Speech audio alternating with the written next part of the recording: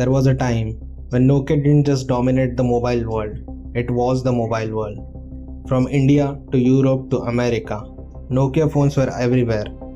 They were trusted, unbreakable, and almost impossible to compete with.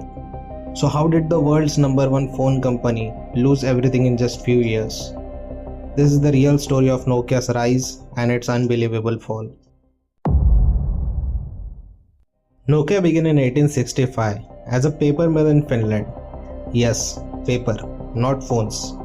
Over the next century, they experimented with rubber, cables, electronics, and eventually something new, mobile communication. By the late 1990s and early 20s, Nokia had become unstoppable. They built strong hardware, reliable battery life, and simple user-friendly systems. Phones like Nokia 1100 and 3310 became legends. In 2007, Nokia controlled more than 40% of entire global mobile market. Think about it. Almost half the phones sold in the world were Nokia. They were bigger than Apple, Samsung, Motorola, everyone combined. But around the same time, something else was happening. Technology was shifting. People didn't just want phones, they wanted smartphones. Devices that could browse the internet, run apps, take photos, and connect to the world. Apple launched the iPhone in 2007, a device with touchscreen, an app store, a complete new experience. Samsung quickly followed with Android. The world moved towards modern software, but Nokia didn't. Here is where everything went wrong. Nokia believed that people didn't need smartphones. They thought touchscreen were just a fashion trend. So instead of adapting, they kept improving the old keypad phones. Nokia's internal culture also became slow. Engineers complained that innovation was crushed by management. New ideas took years to approve. Meanwhile, Apple and Samsung were releasing new technology every year. But Nokia's biggest mistake was simple. They refused to switch to Android. When the world moved to Android, most companies joined and adopted. Nokia didn't. They stuck with their outdated operating system called Symbian. Symbian was powerful once, but it wasn't built for modern smartphones. It was slow, difficult for app developers, and lacked features.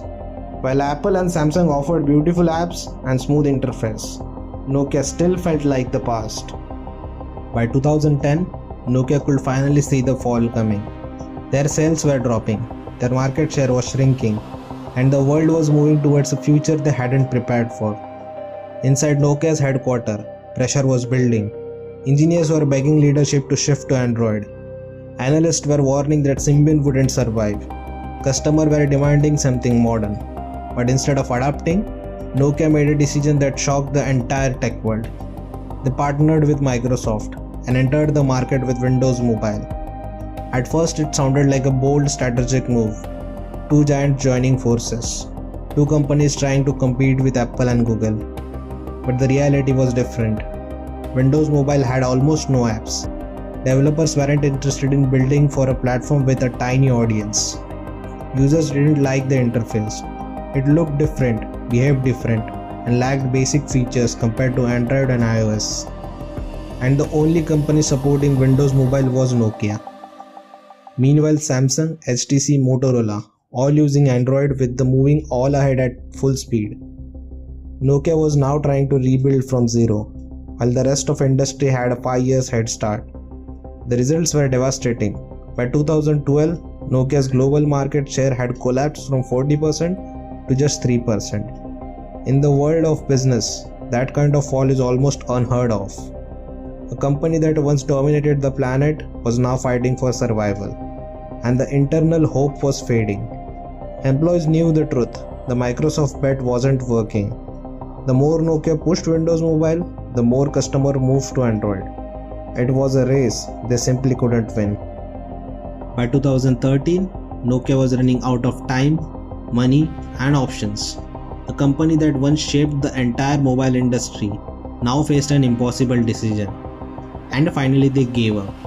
Nokia sold its entire mobile division to Microsoft for $7.2 billion.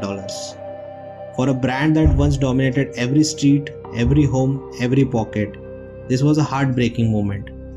People around the world were shocked. The same company that gave us the 3310, the 1100, the unforgettable Snake game was now gone from the mobile market. But the tragedy didn't end here. Even Microsoft struggled with Nokia's phone. Windows Mobile never gained real popularity. Users didn't switch, developers didn't join, and the ecosystem never grew. In 2016, Microsoft officially shut down Nokia's phone operations. An era of mobile history came to an end. And just like that, one of the biggest tech empires the world had ever seen disappeared. So what really caused Nokia's fall? Most people think it was just the iPhone, but the truth is more complicated. Here are the three main reasons Nokia failed. They underestimated smartphones. Nokia believed people didn't want touchscreens. They believed apps were a niche idea. They believed physical keypads would last forever. But the world changed faster than they expected, and Nokia wasn't ready. Reason 2. They refused to change their software. Symbian was brilliant in the early 20s, but the world moved to Android, an open system that developers loved. Nokia had the chance to switch to Android early. In fact, internal team begged for it, but leadership said no, and the decision cost them everything. Reason 3. A slow and political company culture. Nokia wasn't the fast, flexible innovator it used to be. Meetings slowed down everything.